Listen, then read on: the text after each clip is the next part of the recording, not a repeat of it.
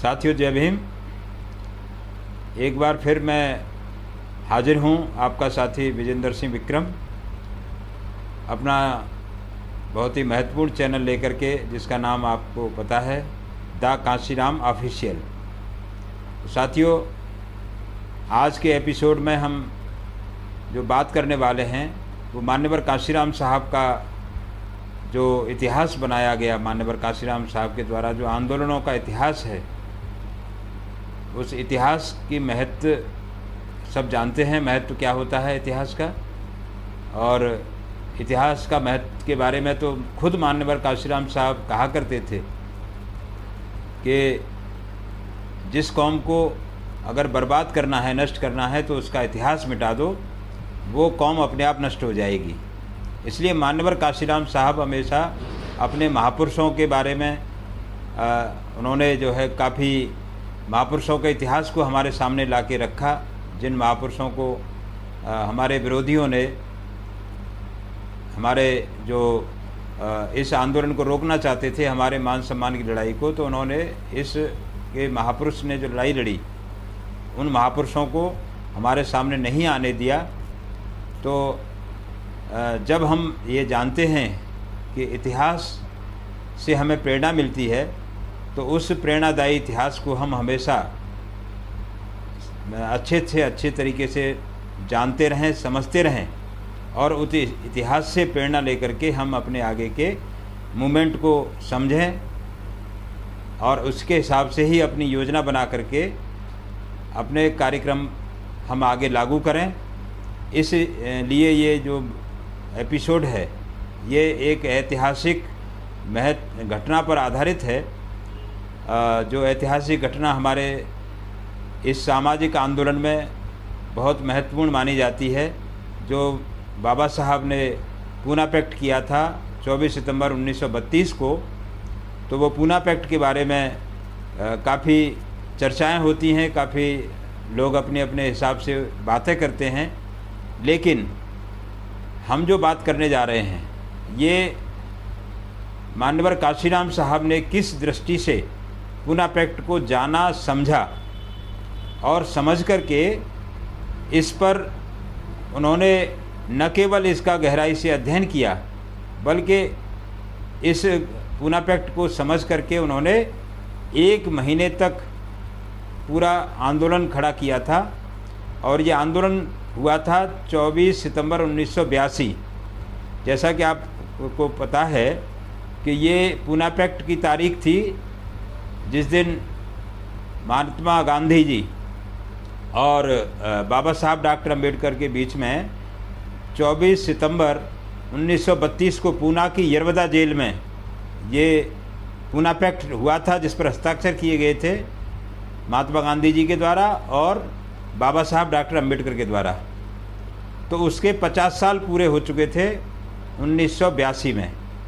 तो क्योंकि मान्यवर कांशीराम साहब बाबा साहब के द्वारा खड़े किए गए मिशन और मूवमेंट को आगे बढ़ाने का उन्होंने जिम्मा लिया था, तो बाबा साहब के जीवन में जो बड़ी घटना ये घटित हुई थी पूना पैक्ट के रूप में, तो उसके बारे में हम ये आगे आज चर्चा करने वाले हैं।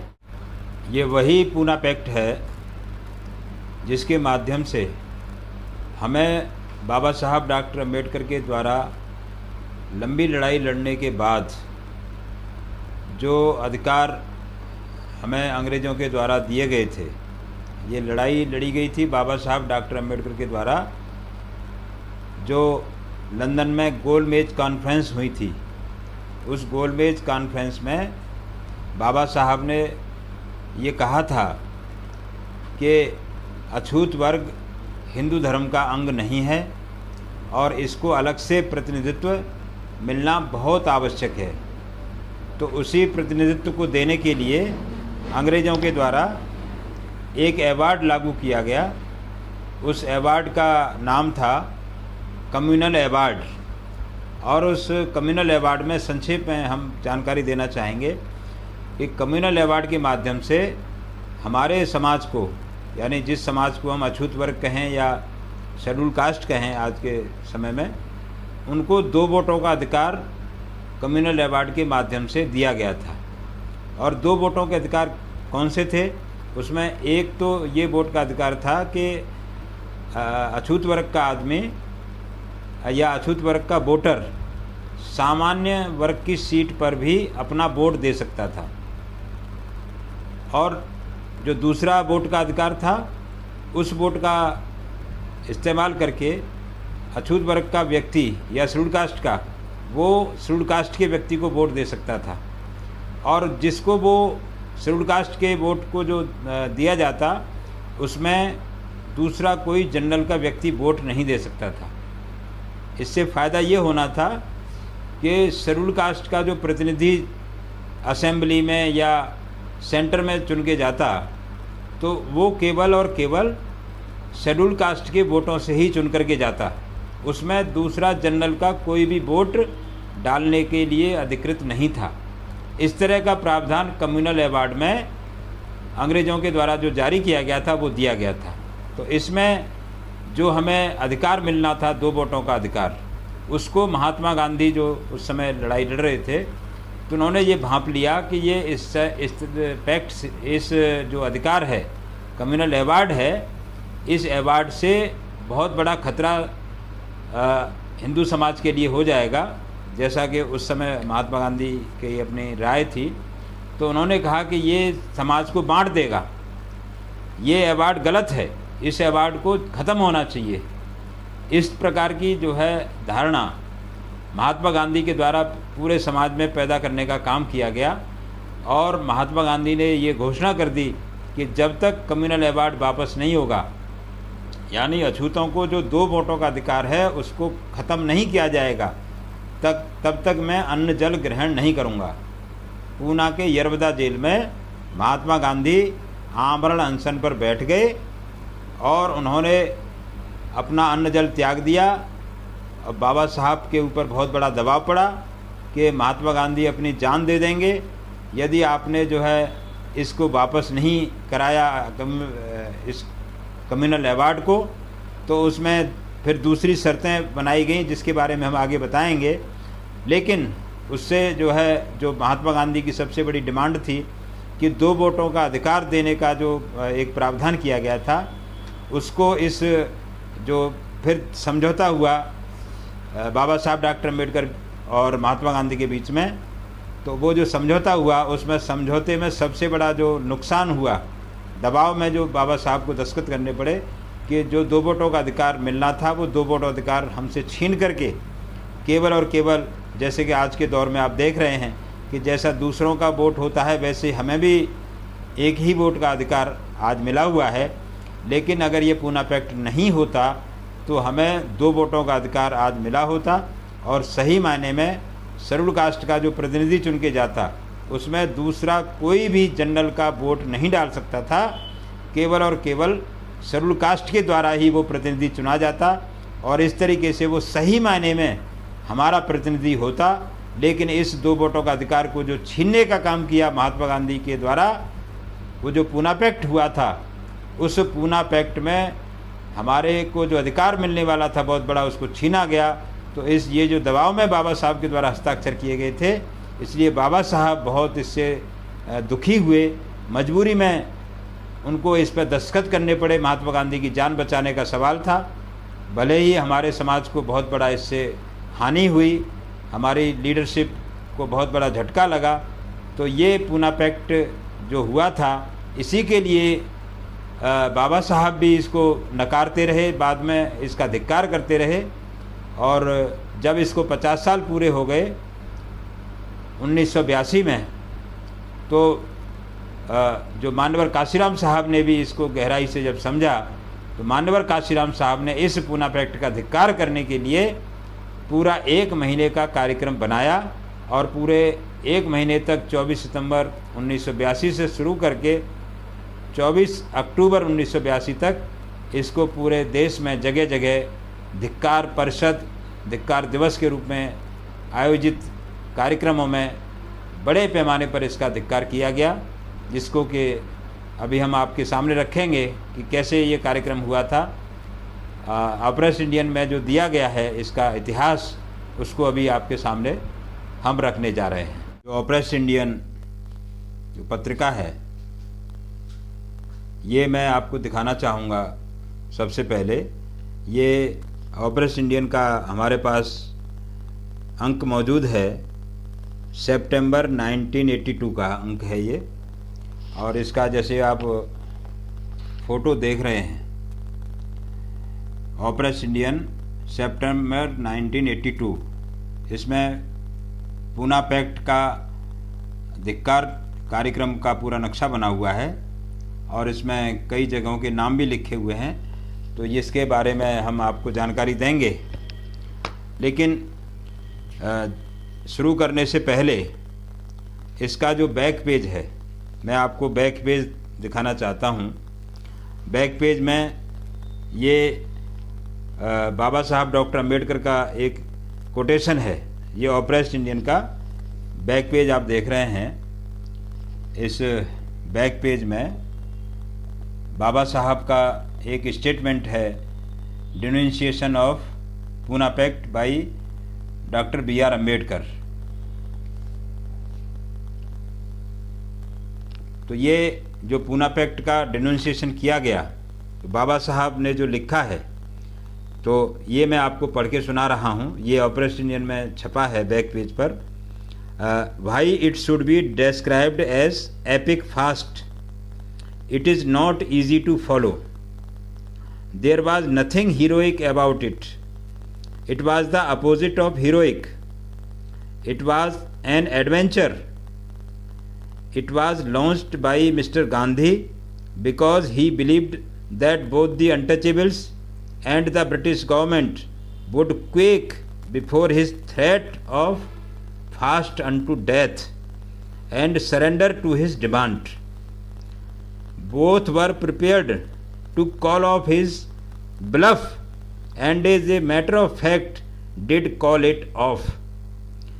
All his heroism vanished the moment Mr. Gandhi found that he had overdone the trick. The man who started by saying that he would fast unto death unless the safeguards to the untouchables were completely withdrawn and the untouchables reduced to the condition of utter helplessness, without rights and without recognition, was plaintively pleading, "My life is in your hands. Will you save me?" Mr. Gandhi's over impatience to sign the Pune Pact, though it did not cancel the Prime Minister's award as he had demanded, but only substituted another and a different system of constituent safeguards, is the strongest evidence that the hero had lost his courage and was anxious to save his face and anyhow save his life. Next para में बाबा साहब लिखते हैं, there was nothing noble in the fast, it was a foul and filthy act. The fast was not for the benefit of untouchables, it was against them and was the worst form of coercion against helpless people to give up the constitutional safeguards of which they had become possessed under the Prime Minister's award and agreed to live on the mercy of the Hindus. It was a vile and wicked act. How can the untouchables regard such a man as honest and sincere? तो बाबा साहब ने ये English में statement अपना दिया था, तो उसको माननीय काशीराम साहब ने ऑपरेस्ट इंडियन के जो इश्यू है सितंबर 1982 का, इसके फ्रंट पेज के कवर पेज के बैक में छपा है। तो मैं आपको ये बताना चाह रहा था कि बाबा साहब ने पूना पैक्ट को धिक्कार किया था।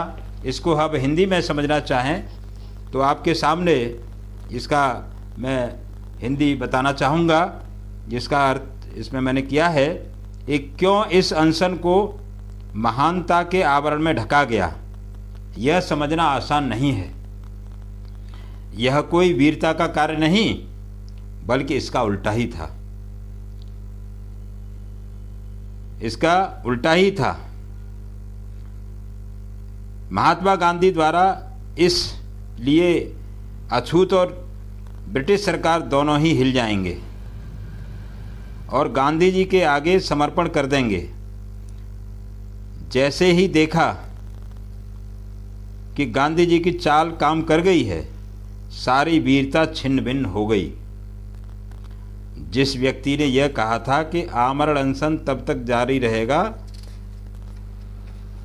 जब तक कि कम्युनल अवार्ड पूरी तरह वापस नहीं हो जाता तथा अछूत वर्ग बिना किसी मान्यता के स्वयं को असहाय तथा अधिकार विहीन नहीं कर लेता, महात्मा गांधी द्वारा दुखी होकर यहाँ तक कहा गया कि मेरा जीवन आपके हाथों में है, क्या आप मुझे बचाएंगे? मिस्टर गांधी द्वारा पूना पैक्ट पर हस्ताक्षर करने की इतनी अधीरता देखी गई। यद्यपि प्रधानमंत्री अवार्ड को पूरी तरह निरस्त नहीं किया गया जैसा कि मांग की गई थी, लेकिन केवल अछूतों के संरक्षण के मानकों की व्यवस्था को बदला गया। यह इस बात का मजबूत प्रमाण था कि स्वयं को नायक समझने वाले गांधी जी ने अपना साहस खो दिया था तथा किसी भी तरह से वे अपनी छवि तथा जीवन बचाने के लिए बेचैन थे। अनशन में कुछ भी श्रेष्ठता नहीं थी। यह एक दुर्भावनापूर्ण एवं कपटपूर्ण कार्य था। अनशन अछूतों के हितों के लिए नहीं था, यह उनके विरुद्ध था तथा ऐसा क्रूरतापूर्ण कार्य था जिसने संवैधानिक संरक्षण के अधिकार को छीनकर उनको लाचार और असहाय बना दिया एवं उनको हिंदुओं की दया पर जीवित रहने के लिए छोड़ दिया। यह एक घिनौना एवं दुष्टतापूर्ण कार्य था। अछूत वर्ग ऐसे व्यक्ति को ईमानदार एवं वफादार कैसे मान सकता है?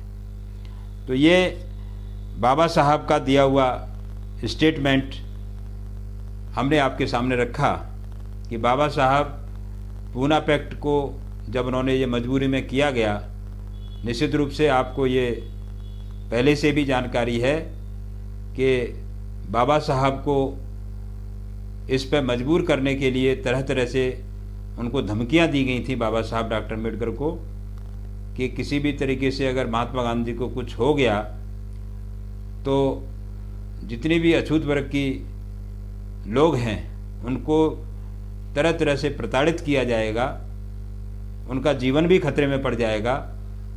तो बाबा साहब के सामने काफ़ी बड़ा धर्म संकट पैदा हो गया था कि एक तरफ तो अपने अछूतों के अधिकारों का उनको जो कैसे रक्षा की जाए और दूसरी तरफ महात्मा गांधी ने जीवन की बाजी लगा रखी थी। तो दोनों ही सवाल बाबा साहब डॉक्टर अम्बेडकर के सामने थे। तो जिसका समाधान करने के लिए तत्कालीन परिस्थितियों में बाबा साहब को मजबूरी में भले ही जो दो वोटों का जो अधिकार था उसको वापस करवा दिया गया अंग्रेज़ों के द्वारा और केवल एक ही वोट का अधिकार हमें मिला। तो ये आज जो हमने कहा आप इस एपिसोड में ऑपरेशन इंडियन का ये आगे की कड़ी में माननीय कांशीराम साहब ने इस पूना पैक्ट के लिए किस तरह का कार्यक्रम आयोजित किया था, हम अगले एपिसोड में आपको बताएंगे। बहुत बहुत धन्यवाद। जय भीम, जय भारत।